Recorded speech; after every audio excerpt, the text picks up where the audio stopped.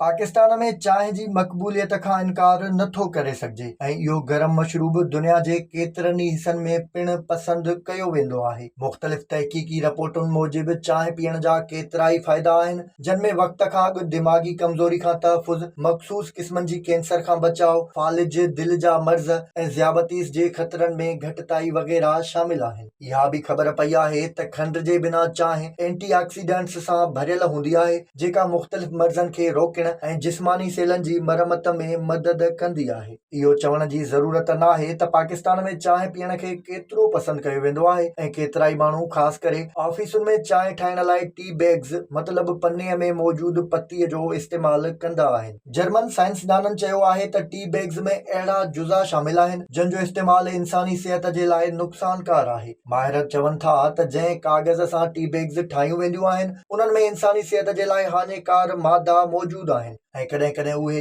Cancer जो बि सबबु बणिजी वेंदा आहिनि। हिक तहक़ीक़ में इहा ॻाल्हि साम्हूं आई आहे त उन्हनि में घटि 4 अहिड़ियूं शयूं शामिल आहिनि जेके जीत मार दवाउनि में शामिल हूंदियूं आहिनि। हाणे तव्हां पाण अंदाज़ो लॻाए सघो था त टी बैग्स सिहत लाइ केतिरियूं ख़तरनाक आहिनि। माहिरनि ॿुधायो आहे त एपीक्लोरोहाइडीन नाले हिकु मादो उन काग़ज़ में शामिल हूंदो आहे जेको टी बैग लाइ इस्तेमालु थिए थो ऐं इहो ई उनखे सिहत जे लाइ नुक़सानकार बणाईंदो आहे। साइंसदाननि मूजिबि टी बैग्स खे थेलियुनि में वेढ़ण ऐं उन्हनि खे उबरियल पाणीअ में विझण सां इहो नुक़सानकार मादो पाणीअ में मिली वेंदो आहे, जेको कैंसर जो सबबु बणिजी सघे थो। उन करे माहिरनि चयो आहे त पतीअ खे सिधीअ रीति इस्तेमालु करणु पैकेट जे मुक़ाबले में तमामु घणो बहितर आहे। विज़िट कयो अवामी आवाज़ मीडिया ग्रुप जी वेबसाइट awamiawaz.pk